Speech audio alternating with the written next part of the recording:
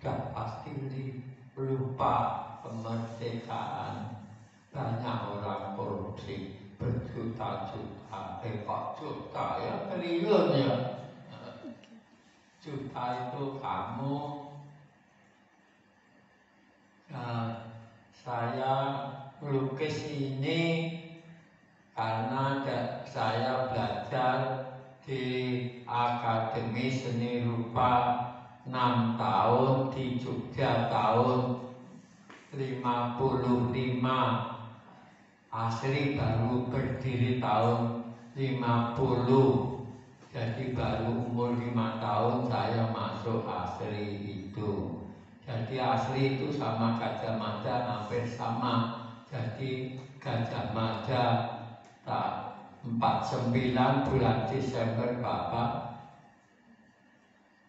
Asri Januari 15. Jadi ya cuma cukup 1 bulan.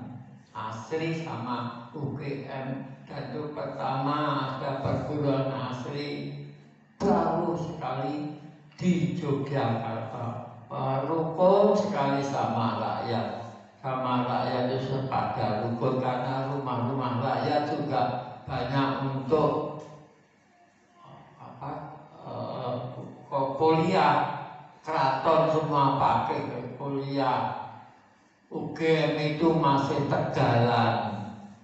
Baru-baru jadi rektorat saja top 1. Jadi sana itu semua Tegalan, sekarang toko semua. Ya itulah sejarah Jogja.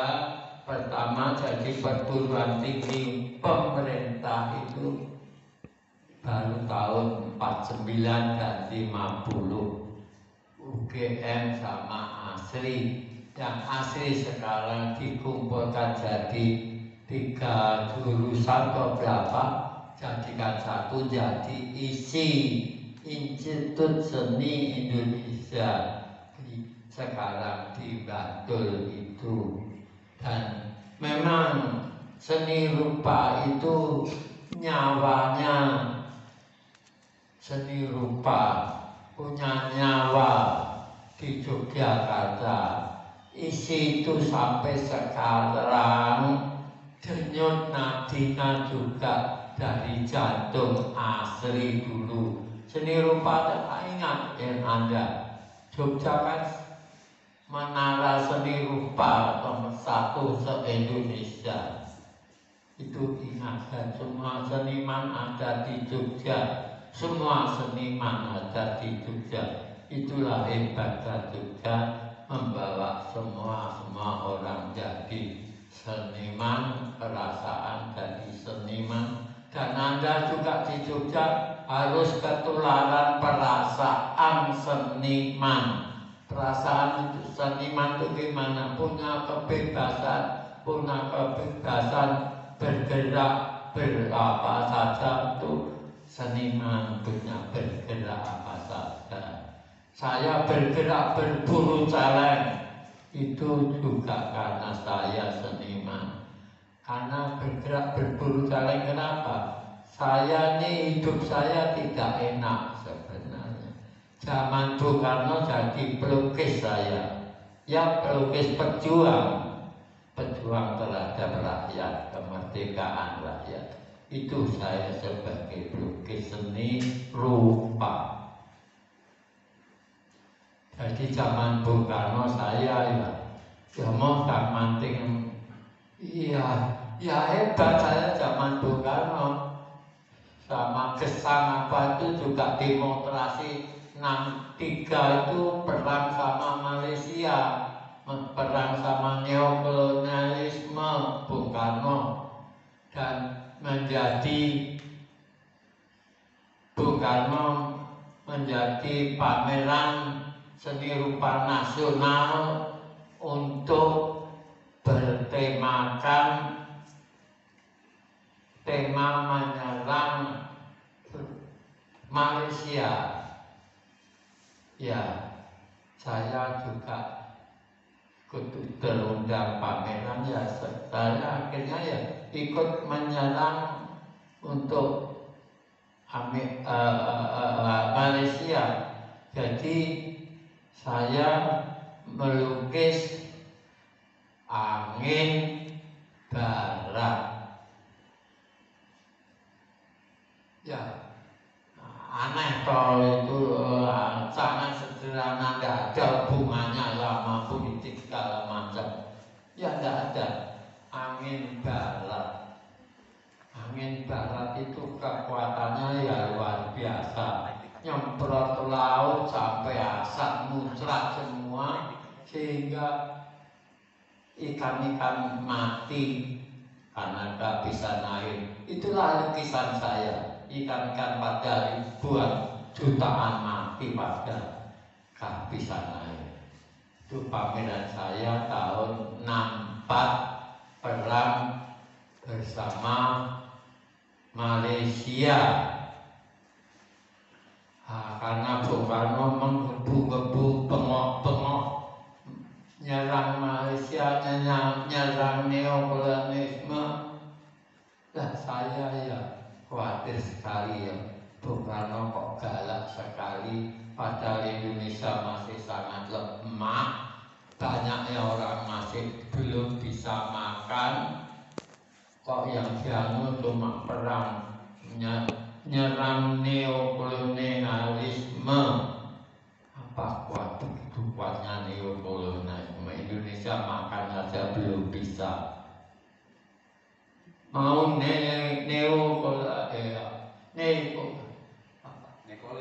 nekolinkan ego dunia. Wah, besar kepala sekali. Saya ya ikut, tapi ya sedikit taklim lah. Maka saya yaitu saya melukis laut disemprot angin barat sehingga lautnya asat, ikannya pada mati. Ya, ternyata 65 banyak orang, jutaan orang mati. Benar kan peristiwa kayak lukisan itu. September 65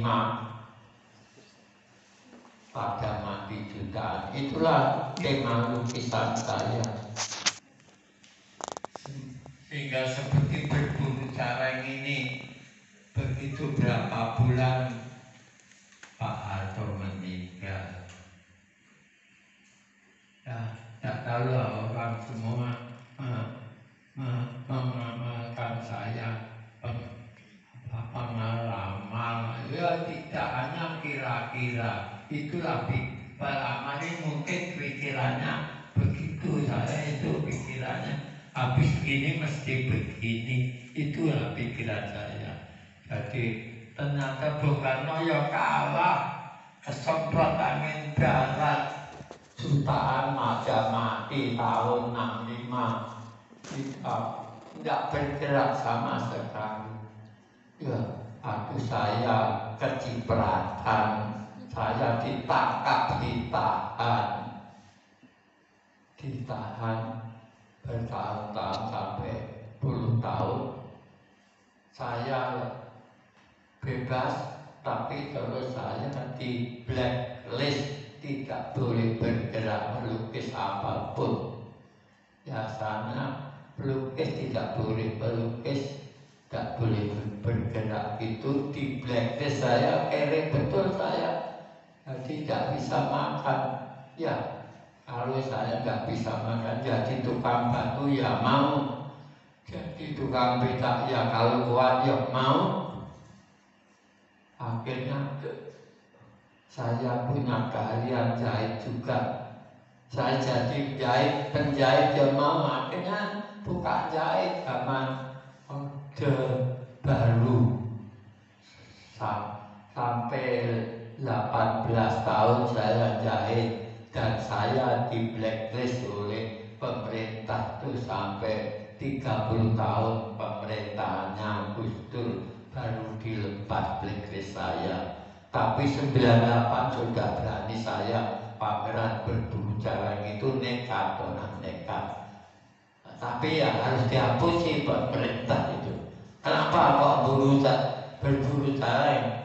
Orang mengabarkan semua anti Bung Karno, matinya Bung Karno segala macam, lengsernya Bung Karno. Tidak, saya tak hapus. Saya gambar berburu jaring itu, saya kan dari kecil saya, rumah saya di desa Purwodadi, masih 30 kilo dari kota Purwodadi, di pinggir hutan Jati, banyak sekali jalannya, banyak orang berburu.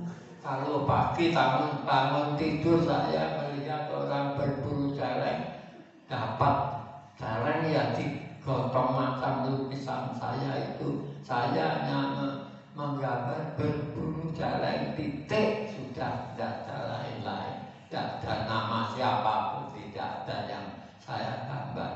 Saya menggambar orang berburu jalan, sudah titik. Itu saja sudah aman sampai sekarang. Orang-orang bicara macam-macam, silakan, itu tanggung jawabmu, tidak saya. Itulah yang saya rasakan. Saya ini jadi seniman. Saya baru blacklist itu tahun 20 pemerintahan Gus Dur pertama, itu baru blacklistnya dilepas. Saya bisa ke luar negeri, keliling-keliling ke Eropa, ke Cina, itu bisa. Aku blacklist itu betul-betul dilarang. Setelah lepas blacklist saya, setelah pemerintahan Gus Dur, saya bisa mencak-mencak lagi ini. Jadi hidup saya ini tidak pernah senang. Hidup saya ini di takanan saja, di blacklist atau sudah 30 tahun. Nah, umur saya cuma 85 sekarang. Kalau susah saja lebih dari 30 tahun. Enak saya waktu kecil bisa mentil, itu saja. Ada yang dibentil, saya sudah teratur aja jungkir balik sendiri ini. Jadi saya nggak enak. Nah, sekarang ini tua-tua ini ya sakit. Saya sekarang menderita sakit gula. Dan hampir 20-an tahun saya sakit gula. Dan umur 85 saya operasi tulang, kaki saya patah, diganti tulang. Jatuh dari sepeda motor. Bukan saya naik sepeda motor, mana si sepeda motor tak hidupkan, mundur ngaget, saya keseret, jatuh, patah kaki. Itulah halangan saya setelah tua ini. Sakitnya itu semua datang. Ya, kalau terlalu tua yang datang ya banyak sakitnya. Boyonya mati saja, jadi tidak merasakan sakit banyak sekali. Ya, tapi tua-tua 85, 86 nanti Januari nanti masih saya tetap saya gunakan melukis tiap hari. Kalau pas tidak sakit kakinya masih tetap melukis saya. Ya, itulah semua ide itu ada keluar, semua ide keluar, sudah saya layani terus, tetap saya layani. Dan sekarang ini saat ini saya sedang melukis untuk pameran di Kota Lama Semarang. Dan sekarang ini sedang pameran di Museum Magelang, Purwodadi. Dan sekarang ini sedang pameran di Sangkring, Jogja. Sekarang ini sedang pameran di Solo sama pelukis-pelukis Solo. Itu jadi saya ini masih diajak pameran siapa-siapa. Saya tanya tadi, terus saya ikuti, terus saya melukis dengan tema-tema saya. Tapi ya kesel ya saya tahan, kesel ya saya tahan. Saya harus bisa melukis, terus melukis. Itulah, terima kasih. Itu pengalaman saya injak-injak semua itu tidak menyenangkan. Di dalam tahanan, disakiti tentara, macam-macam itulah tak saya ceritakan. Itu yang saya alami, kesakitan saya yang banyak hidup saya ini. Jadi merasakan enak ya sedikit-sedikit. Kalau saya sedang melukis itu rasa enak, sedang melukis rasa enak, tidak melukis ya rasa tidak enak. Itulah, terima kasih. Sampai sekian cerita saya.